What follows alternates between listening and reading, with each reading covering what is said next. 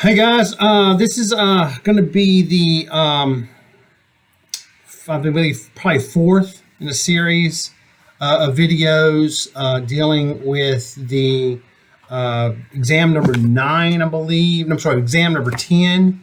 It's going to be a lot of information. Let me do the breakdown real quick. 1 through 40. The first 40 some odd questions are going to be juvenile. They're going to have about a couple of dozen questions on driving. You're going to have a substantial amount of questions on patrol, and you want to probably pay a lot of attention to that because you probably got a lot of field experience, but not a lot of classroom experience on that. Then we'll have about 10 questions on radio communication, about the same on deaf and hard of hearing. Then you're going to have about 20 on canine encounters. And the last 30 questions on the test are going to be questions you've probably seen before. Again, that's kind of how the 200 question test going to kind of get you ready for the state test. Our next test after this one, test 11, we are only going to limit that to, as we talked about previously, to hazmat and Mercy Medical. And I'll try to make a video of probably just those questions that you need to pay attention to. So this is going to be the fourth of the series, should be the last of the series. And we're going to deal with interacting with deaf and hard of hearing, which is going to be taught by Teresa Dell, or will have been taught by the time you watch this, hopefully, by Teresa Dell. Very nice lady, very passionate as far as the deaf and hard of hearing community. And it's something that I'll be honest with you, in my experience, just as a citizen, but as an experience as an adult and as a police officer, seeing more and more in that. So one of the questions is going to deal with knowing what percentage of the population has some sort of hearing loss. I think it'd be very clear what that percentage is. I was very surprised to know what that percentage was. And that 1 out of 10 people have some sort of hearing loss. Now, every one of y'all that are married or will be married one day will suffer from that. But that's just a joke. This is kind of surprising that 1 out of 10 people that we deal with in the population is going to have some type of hearing loss. Be familiar with the definition of deaf. Okay, be familiar with the definition of deaf. It's a status. Basically of such severity that an individual has to depend on visual methods to communicate with anybody. That is, that's the definition. So be very aware of the definition of deaf. Also be aware of the definition of hard of hearing. Okay, and by the way, this is T Code 38.1. In your T-Code guide, 38.1, these 3 questions there. 38.2, the Americans with Disabilities Act provides which of the following: that law enforcement agency may submit charges to ADA for reimbursement. Law enforcement agencies may charge a small fee to the person to cover expenses for communication aids or services provided, or we cannot charge a person for communication aids. Pretty much common sense question there. Again, the ADA Act passed a number of decades ago. Obviously, we cannot charge a person who has some type of hearing loss or is deaf. Also, another question, 38.2, from the Americans with Disabilities Act, provides which of the following. Okay, there's 3 choices, and of course there's another 4th choice there. 1, agencies. This is A. Agencies must provide foreign language interpreters to all witnesses. Agencies do not have to provide personally prescribed devices such as hearing aids.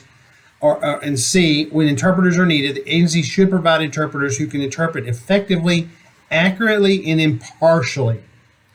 If you think of those 3 answers, the first one deals with foreign language. That should kind of be a clue that that's not there for the Americans with Disabilities Act in a topic that we are covering.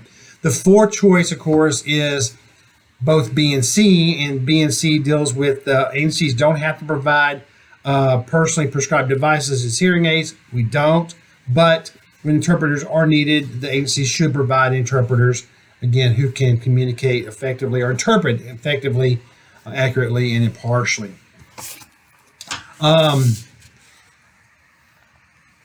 Again, I'm trying to come up with some. This is 38.3 of the T code guide. Some suggestions, I guess, some practical suggestions for more effective communication with drivers who are deaf or hard of hearing include which of the following? When possible, use family members as interpreters. Try to minimize background noises. C, speak in a loud voice. Or D, use hand gestures only.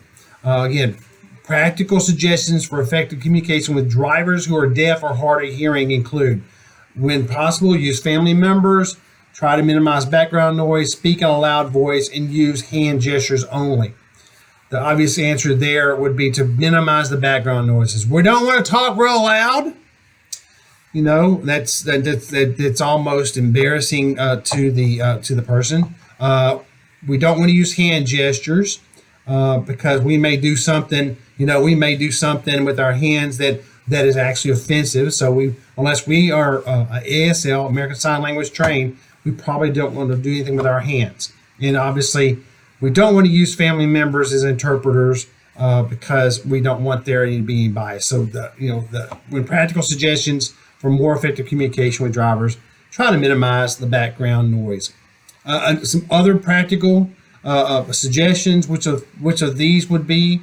If available, use a loudspeaker. We kind of address that. Let's speak loudly. 2, other noise is not an issue with a lip reader, or the other choice, use visual aids when possible. I know it's kind of confusing. There is that we don't want to use hand gestures, but we can use visual aids when we can. So that's 38.3. So be aware of that in your T code guide. Which of these are not? Which of the following is not going to be a practical suggestion for more effective communication with drivers who are deaf or hard of hearing? Use short sentence and simple words. Face the person while speaking. Persons with hearing aids will have no problem hearing, or go to a well-lit area to converse. Which of these is not going to be one of those? And if you look at 38.3, you'll and I'm sure Miss Dell and her folks will effectively communicate with this information. Is that people that have hearing aids will still have some problem hearing sometimes. So that's the one that's not one of those. This is 38.4. This comes from the traffic code. This is section 521.125, small letter A, big letter D, and traffic code 531.142H. Basically, to obtain from DPS a notice on a person's driver's license or their state ID, state-issued ID, that a driver may have a condition that impedes their ability to communicate with law enforcement, the driver's going to have to do what? Which of the following is something they're going to have to do? They're going to have to pay a $25 surcharge. Are they going to have to demonstrate the inability to sign? Or are they going to have to provide 2 witnesses? Or are they only simply going to have to provide a statement from their physician on a form, which is DL 101, that must be available, discussing the health conditions and presented to the driver's license office before the communication impediment notice can be included on the driver's license or ID card? And obviously, if you read the statute there, it's that written statement from their physician. And then the last question that you're going to have in deaf and hard of hearing is deals with specially licensed plates for the deaf and hard of hearing. What's the correct answer here? Which of the following would be the correct answer? It's easily noticeable to the general public. It's recognized by the term hearing impaired. It's labeled as disabled, or it's designed not to alert the general public that the motorist is deaf. And so, this is 38.6 of your T code guide. The special license plate, if they have those special license plates, is actually designed not to alert the general public that the motorist is going to be deaf or hard of hearing. So those are some questions from that segment of the exam. And again, what we're going to cover today is going to be the deaf and hard of hearing and canine encounters, which there's quite a few questions. Canine encounters are about 20 some odd questions there. And we can thank a deputy up in Wood County for this group of statutes essentially being included in not only the statutes but also in the Basic Peace Officers Academy and or the in-service training that some officers have to have. Be familiar with the definition of torture when it comes to canines. We're talking about canine encounters. This is dealing with animal crimes against animals, and also like cruelty to animals, and also issues dealing with various statutes dealing with canines, dogs, essentially. So the definition of torture, of course, is any act that causes unjustifiable pain or suffering. So be aware of that. That's 39.1 of your T code guide. 39.2 talks about cruelty to animals. Which of the following of these potential answers is not going to be under this idea of cruelty to animals, or definition of cruelty to animals? Transports or confines an animal in a cruel manner, uses a live animal as a lure in a dog racing or in a dog coursing on a racetrack. If you've ever been down to north of Galveston, they have a dog canine racetrack down there. I wouldn't recommend it. Never won $1 down there. Or abandons unreasonably an animal in the person's custody. In other words, they abandon an animal unreasonably, or they use an animal for transportation. Which of the following is which of these are not in the kind of the definition of cruelty to animals? So if you transport or confine an animal in a cruel manner, yes, that's kind of under the definition of cruelty to animals. If you use a live animal as a lure, yes, that's going to be part of the definition or the understanding of that law. Or you abandon unreasonably an animal in a person's custody. In other words, you've got cats or dogs and you basically dump them out. That's all going to fall in there. But if you use an animal for transportation, like ride your horse, that's not going to be, of course, an issue there. This is 39.3. This is also in the Penal Code. It's section 42.092 C1. Be familiar with the punishment range for cruelty to non-livestock animals. The punishment range from cruelty for cruelty to non-livestock animals. So that range is kind of surprising. It ranges from what? An A to a second-degree felony. So be aware of that.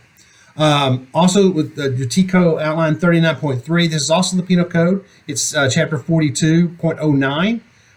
This is subsection E, and also PC or Penal Code 42.092 D and E.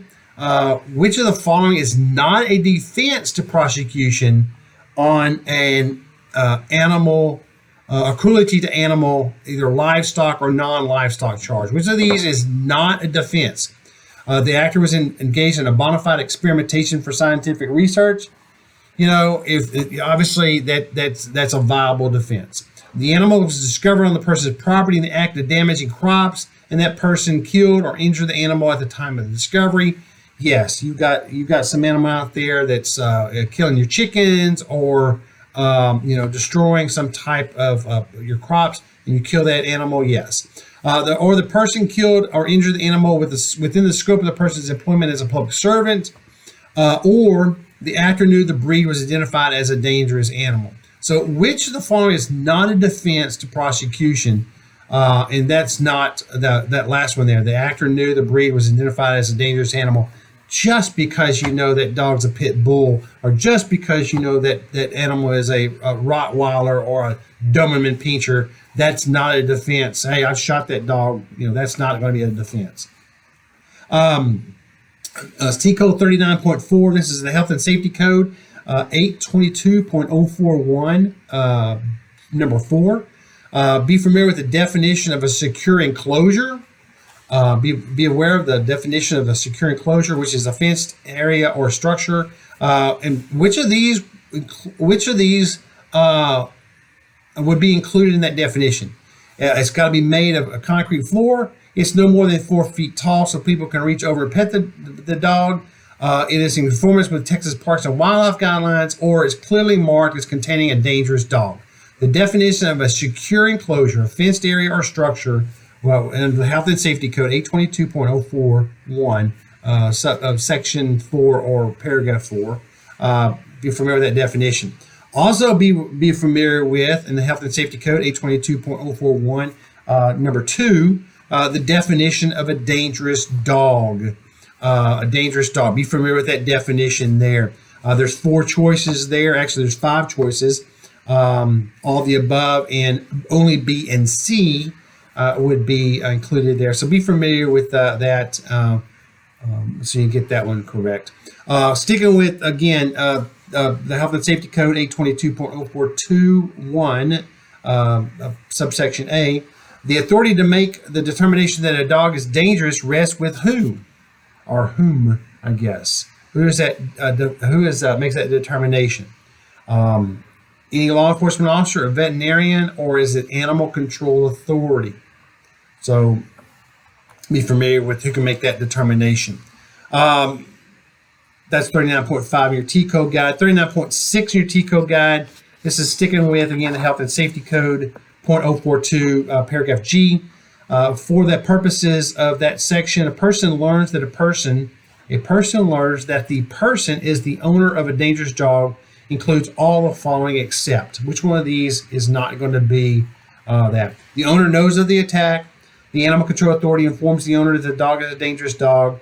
The owner receives notice that a justice court, county court, or municipal court has found that the dog is a dangerous dog, or a neighbor informs the owner that the dog is a dangerous dog.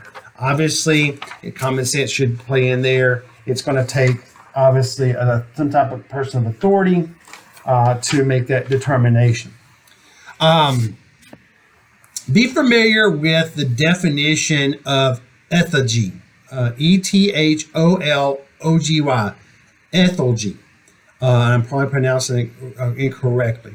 There's 4 choices there that kind of look up the same. The first one, I don't even know if that's a real word or not. I'm sure it is. The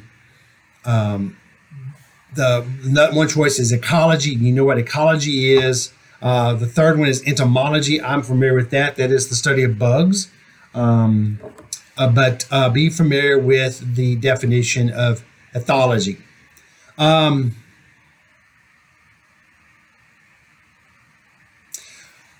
This is that's 39.7. 39.8 for T code guide, body parts, and there's actually some questions that have some diagrams that we'll get to in just a minute of some dogs. But this is a question that's does not have a diagram with it. But which of the following body part is not or are not used by dogs to communicate? Which of the following body part is not or are not used by dogs to communicate? Do they communicate with their hair? Do they communicate with their tongue? Do they communicate with their eyes? Do they communicate with their ears? And obviously, if you review the material and listen to your instructor, you would know that there is one choice there. And if you have any dogs and been around dogs before, you would know that while they may lick you to death, that is not necessarily a form of communication. There are 39.10, 39.10 of the T code guide. There are 10 types of aggression that are listed. Which of these is one of those 10? Possessive aggression, territorial aggression, maternal aggression, pain aggression, or all the above. And again, if you review that list and pay attention to the instruction, you'll know that it's all of those are actually included in the 10 types of aggression. Be familiar with what's called flight reaction distance. the definition of flight reaction distance. This is, of course, a term that's used for identifying the reactionary gap or the closest you can get to a dog before causing a reaction. Okay, just how close can you get to a dog before expecting maybe that dog to have some type of reaction to you? That's 39.11. 39.10 is also our TCO guide. Again, this is talking about tools or methods for non-lethal control of canines. Which one of these is not, or which one of these are not a tool or method for non-lethal control of canines? Obviously, here's your choices. If an owner is present, direct the owner to confine the dog. Give calm and simple commands such as sit, no, stay with an outstretched arm, or stare at the dog.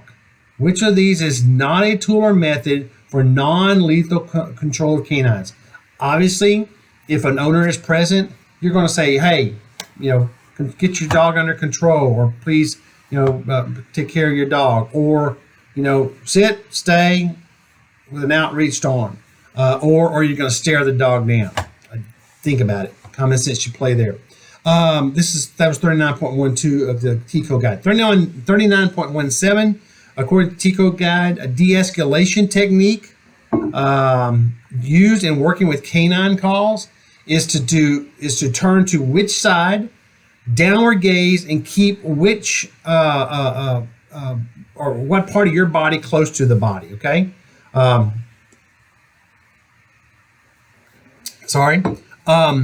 A de-escalation technique to use in working with canine calls is to turn to which side, or turn what to the side, downward gaze, and keep what part of your body, part of your body close to the body. Is it to turn the eyes to the side and arms close to the body? Is it to turn the head to the side and keep your hands close to the body? Is it to turn your eyes to the side and keep your hands close to the body? Or is it turn the body to the side, downward gaze, and keep the hands close to the body? Body to the side, hands close to the body. That's 39.17. 39.21, according to the TCO guide, what they recommend something that be placed on the dog of an injured dog prior to moving it. Are you going to cover their eyes? Are you going to dress the wound? Are you going to talk to the dog? Or are you going to put them, to muzzle the dog? So pay attention there. This is one of the questions that's going to have a diagram. It's going to have a depiction of a canine displaying a certain type of body language, okay? And those choices are going to be, choices are going to be relaxed approach, alert, dominant aggression, fearful and aggressive, or stressed and distressed. Just to tell you what the diagram shows is the tail is stiff, but may be seen to quiver or vibrate from side to side. The tail is raised and bristled. The hackles are raised. Okay, the hackles are raised. Ears are forward, but may be spread slightly to the side to form a V. The forehead may show some vertical wrinkles. The nose is wrinkled. The lips are curled. Teeth, even a lot of times their gums are visible. The mouth is open and C-shaped. Corner of the mouth is forward. And their stiff-legged stance. The body is leaning slightly forward. Which of those, what type of body language are they display? Relaxed approach, alert, fearful and aggressive, stressed and distressed, or dominant aggressive. That's 39.9. 39.3 of the TCO guide, tools, it talks about tools of opportunity. In other words, items found that are seen to use as a distraction. Which of these could be used as a distraction? A jacket, a traffic cone, a clipboard, a garbage can, or any of those. Any of those could be used. So think about that. 39.15 of your TCO guide, when you're encountering a canine, what should you do? Should you yell at it to stop? Should you run? Should you stare at the canine's eyes? Or should you stop all your forward movements? When you come up to the dog, what should you do? Basically, are you going to continue going forward? Or are you going to stop? That's 39.15. 39.20. If you must use deadly force, you should do all the following except what? Should you photograph the scene? Well, if you fire your weapon and you kill something or someone, probably want to photograph that scene. You're going to want to, or you're going to want to contextualize how the canine was contained. Are you going to follow all agency protocols for discharging your weapon? And lastly, are you going to describe the breed of the canine? When you're using deadly force, what should you do? And describing the breed of the canine, again, it's probably not going to be necessary. Or at least that's not going to be one of the ones that you probably should not do. That's 39.20. 39.23, some additional techniques to use when a canine gets you on the ground.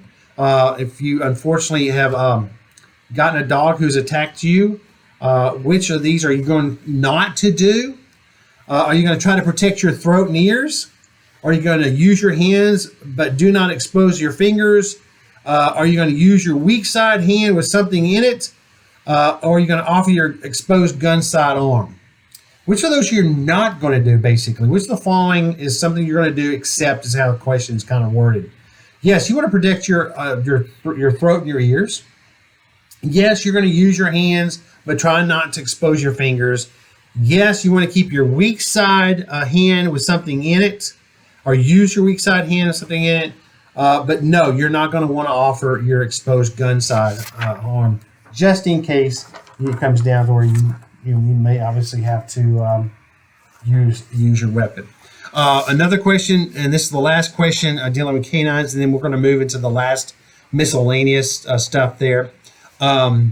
It's another canine. It's depicted a depiction there. It's asking you what kind of body language the canine is displaying. Let me tell you that the tail is tucked with little or no movement. The body is lowered. The hackles are raised. The ears are back. Their pupils are dilated. I'm thinking, I'm not going to necessarily get close enough to a dog to be able to tell if their eyes are dilated, but that's the diagram. Their nose is wrinkled. Their lips are slightly curled. Their teeth may be somewhat visible, and the corner of the mouth is pulled back. Is it, again, relaxed approach? Is it fearful and worried? Is it dominant aggressive? Is it fearful and aggressive, or is it stressed and distressed? So be familiar with that diagram there. Okay, so the last 30 some odd questions you're going to have are going to be questions that you've seen before, maybe not in a prior the last test we had, but it's going to be questions that you've had before that you may again see something similar to it on the state test. There's one question about professionalism and ethics. There are 4 choices there dealing with the pillars of character according to the TCO guide. Your TCO guide, this is 1.4. Which you're going to have to figure out which one of these is in that guide: imitative, professional, available, or fairness. And if you remember the pillars of character, you know the right answer there. There's one out of professional policing. It talks about the National Commission on Law Observance and Enforcement. This was something that probably Xavier and George at some time, and if you've had any of y'all have had me or one of us, Mr. Leday or somebody at TJC in academics. This is the Wickersham Commission. This is the Wickersham Commission. Back in the early 30s, I believe, is when they talked about policing and whatnot. The National Commission on Law Observance and Enforcement was known better as the Wickersham Commission. That's 2.2, by the way, of your TCO guide. There's one question dealing with fitness. Which of the following is listed as a strategy to assist a coworker contemplating suicide? Not going to get off in left field too much, but this is something that we have facing besides losing police officers from the profession who just don't think they are cut out to do it, which I think they are. They just don't know how to cope. And unfortunately, sometimes we get officers who get out of it, or unfortunately, sometimes will feel that the only way out of life is to commit suicide. But which of the following was listed as a strategy to assist a coworker contemplating suicide? Are you going to allow them to be silent? Are you going to intervene when time is more convenient? In other words, hey, listen, I know you got a bunch of pills in your hand. You've got a bunch of Jack Daniels, and you're playing Russian roulette. But man, I've got some stuff to do today. I've got to mow my yard. I'll catch up with you later. No, obviously. Are you going to leave the person alone? And of course, there's the proverbial all of the above, and there's the none of the above. Which of the following is listed as a strategy? And if you, again, 3.20 of the T-Code guide, you know that we're not going to do any of those things. Okay, none of those things is a strategy. You're definitely not going to leave that person alone. You're definitely not going to let them be silent. You're going to try to encourage them to talk. And you're going to miss your golf game. You're going to wait till you're may have to get somebody to mow your yard, whatever excuse you're trying to get out. You need to go to that person. With our officer lost last week, the DWI, his FTO is very means a lot to me. He's the young man that I've known literally for over 2 decades, including his ex-wife, who's a police officer also. And I'll be honest with you, that was something that I reached out to him once I found out who it was, and because he's had, we all suffer from PTSD, and that was one of the things I was concerned about, and I've had several conversations since then. So, and he's going to be okay. But I'm going to check on him nonetheless. There's one question dealing with TCO rules. And this is 4.4 of your TCO guide. This is out of Title 37 of the Texas Administration Code, 217.7 B, 11A, and B. 217.7 B, 11A, and B. Which TCO form is used to document that an applicant is physically sound and free from any defect which may adversely affect the performance of duty appropriate to the type of license sought, end quote. And, quote, no trace of drug dependency or illegal drug use, end quote. Is it the L1? Is it your F5? Is it your L3? Or is it your L2? And obviously, it's your L. One question dealing with multiculturalism and human relations. There's a kind of a quote there dealing with concepts about human relations from social scientists. Indicate, quote, the right to be free implies the right to be what? Lazy, respected, treated fairly, or different. The right to be free implies the right to be different. A question out of racial profiling. It's a Code of Criminal Procedure 2.133. This is 6.1 of the TCO. It quotes, obviously, a peace officer who stops a motor vehicle for an alleged violation of a law or ordinance shall report to the law enforcement agency that employs the officer information related to the stop, including which of the following? 1, a physical description, or a physical description of any person operating the motor vehicle who's detained as a result of the stop. B, the initial reason for the stop. C, whether the officer conducted a search as a result of the stop, and if so, whether the person detained consented to the search. And D, whether any contraband or other evidence was discovered in the course of the search, and a description of the contraband and or evidence, or are all of those going to be included in that?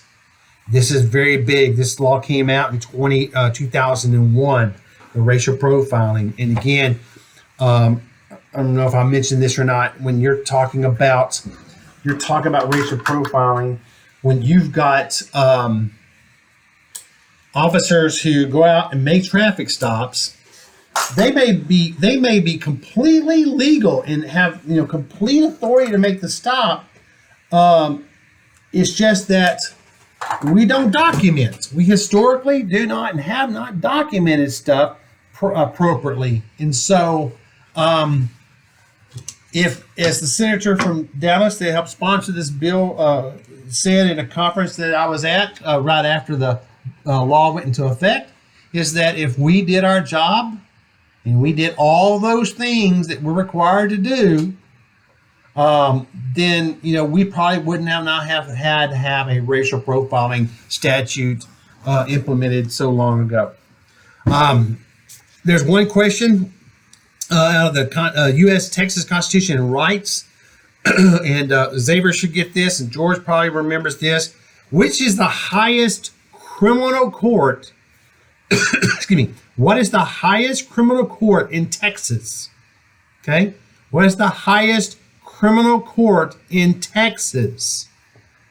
Is it the Texas Supreme Court? Is it the Court of Appeals? And there's 14 of those. Is it a county court at law? And every county has,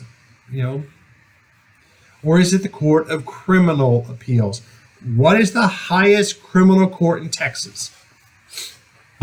One question out of the Penal Code. This is Penal Code Section 102.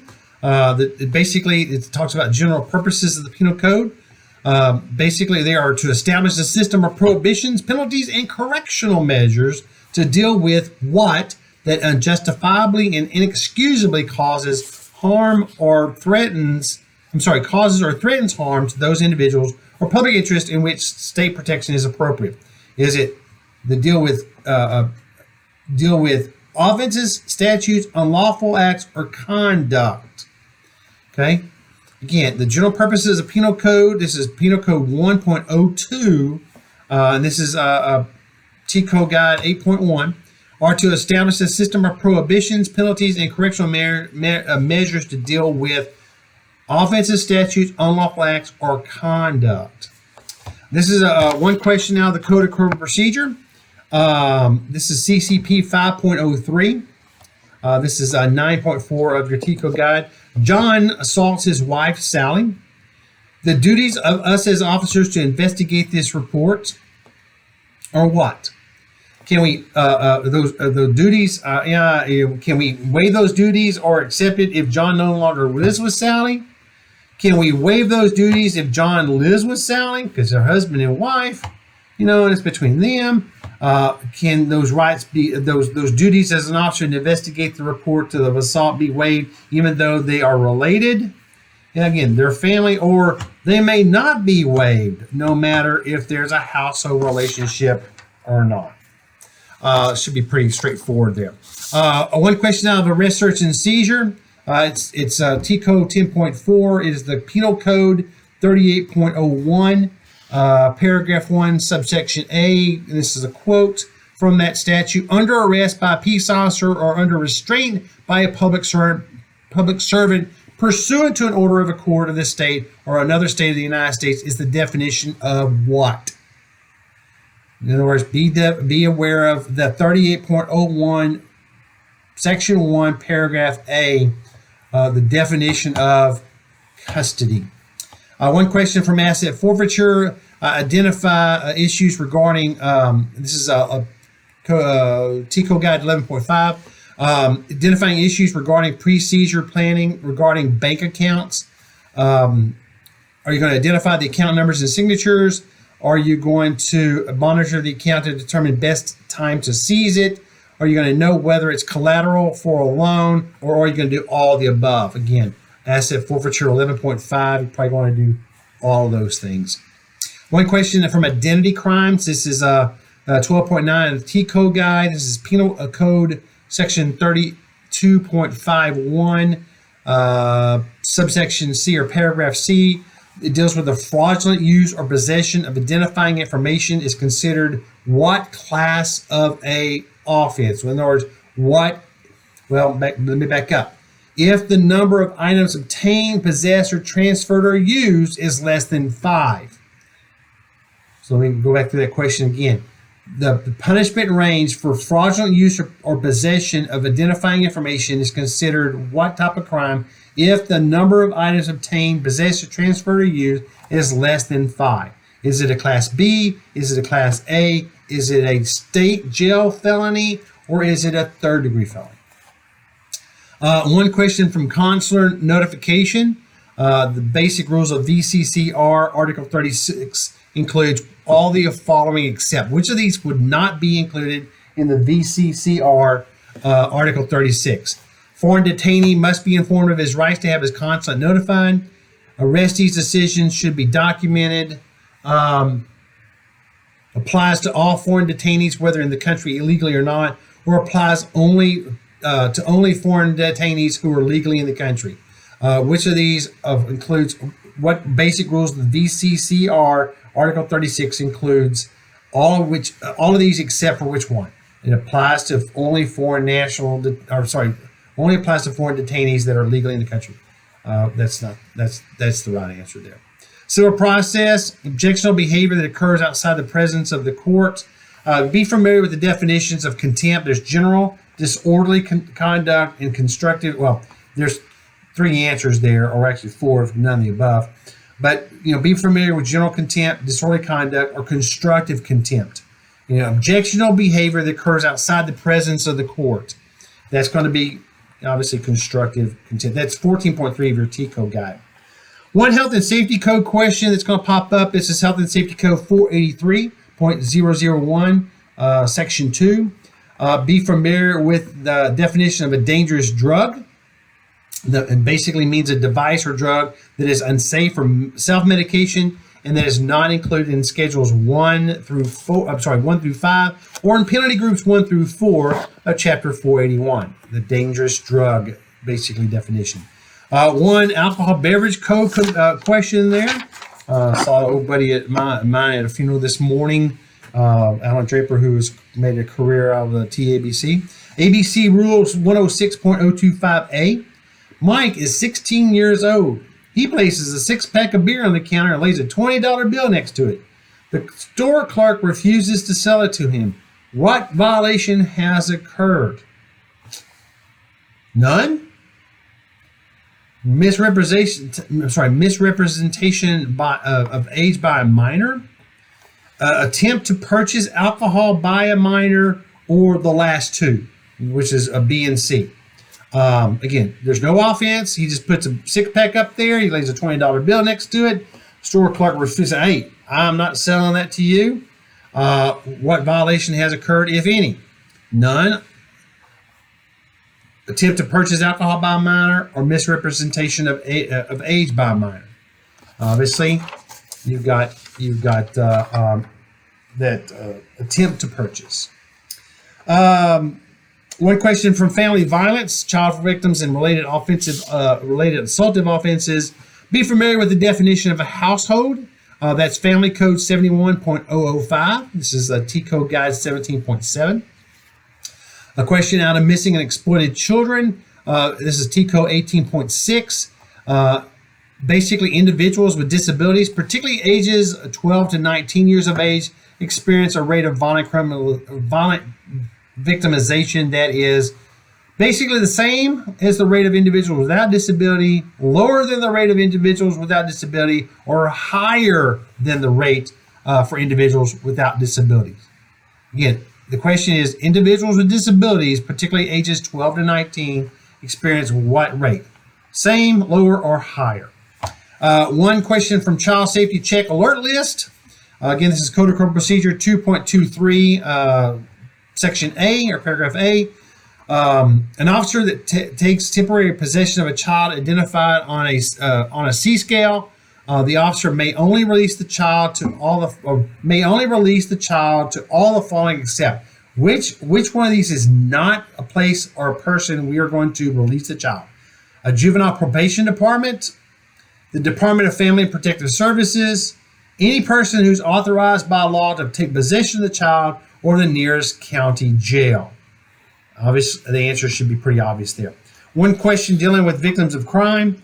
The criteria for PTSD or post-traumatic stress disorder does not include which of the following. Is the criteria for PTSD going to include the patient repeatedly avoids trauma-related stimuli and has numbing of general responsiveness, as shown by avoiding feelings, avoiding activities, and feeling detached. The patient repeatedly relives the event through flashbacks.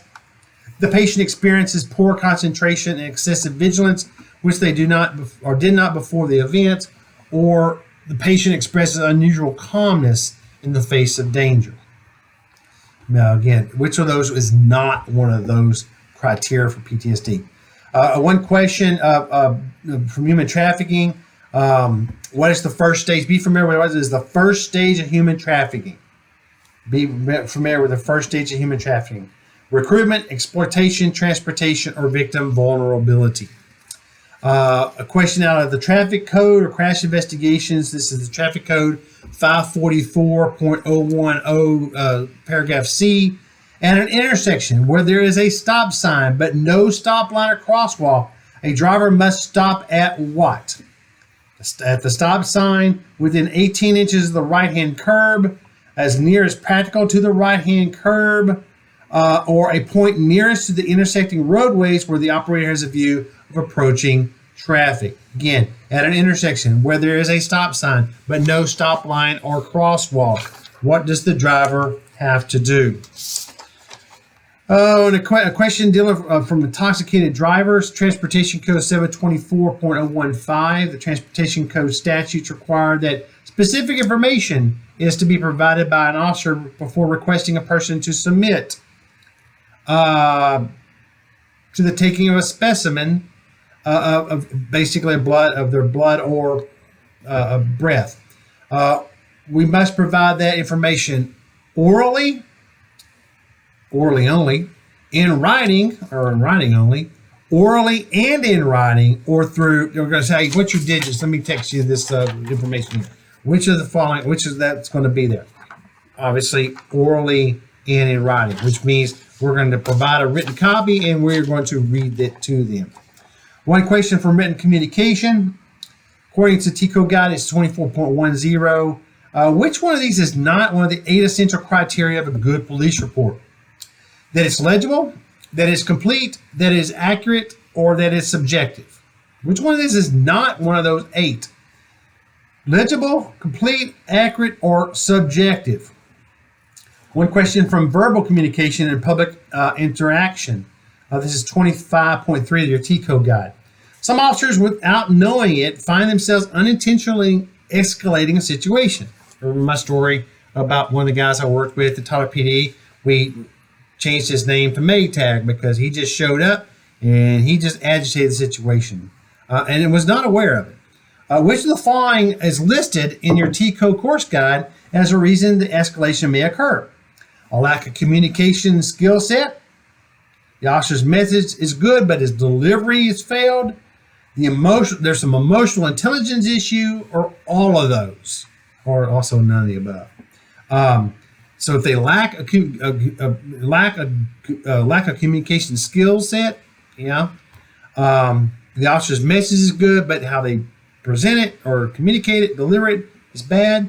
There's some emotional intelligence issues, or all of those. One de-escalation to follow that up is this is 27.13 your TCO Guide. Which of these is an adversarial phrase? What can I do to help you? How may I help you? Or what's your problem? And then, of course, there's always the proverbial all the above or adversarial phrases. Force options. This is dealing with a particular court case. Supreme Court is 28.4.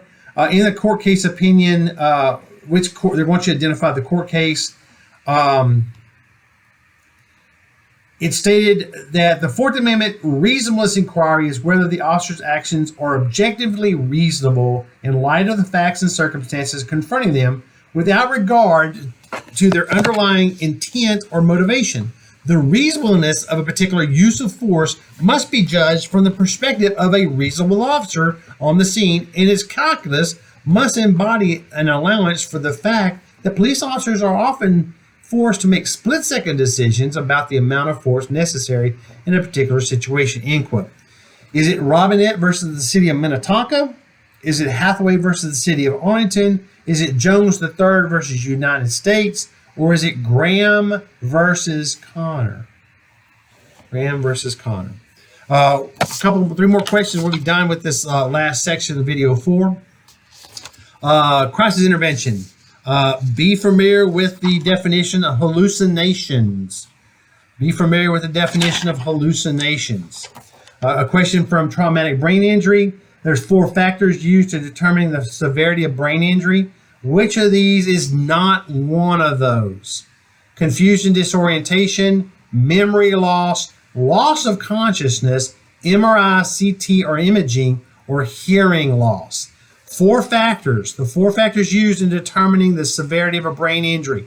That includes which of the following, or includes these, which one is not one of them? Confusion, disorientation, memory loss, loss of consciousness, MRI, CT, or imaging, or hearing loss. 2 more questions. Arrest and control. Be familiar with, this is a court case dealing with handcuffing too tightly. I think we've had this before.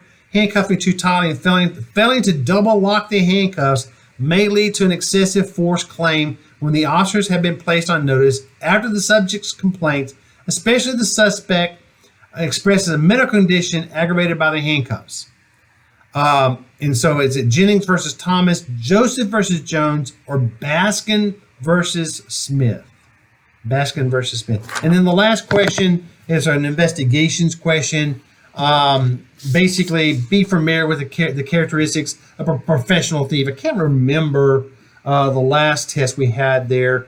I think this might have been a question that might have confused some folks. I'm trying to remember what the analysis was. Which of the following is a characteristic of a professional thief? Operates so as to maximize chances of observation, spur of the moment crime, works alone in all phases of planning, operation, moving the stolen property, or may also commit the crimes of burglary, white-collar crimes, vehicle theft, agricultural crimes, and arson. The way I remember this, and you guys probably have seen this movie, not watch it, Ocean's 11. Whether it's the original one or the updated one with George Clooney and his cast of characters, they obviously commit. They're professional thieves. They commit all kinds of burglaries. They commit vehicle thefts. They whatever they need to do to commit their crime. So think about that. All righty. That's the last group of sections. This is video 4. There are 3 others that you'll need to watch, and hopefully these will give you some benefit. I know they're long, but again, we're getting closer to the end of the academy. I want to make sure that we all do well on our tests, and so please take time over the following weekend when these are available to study. All right, till then.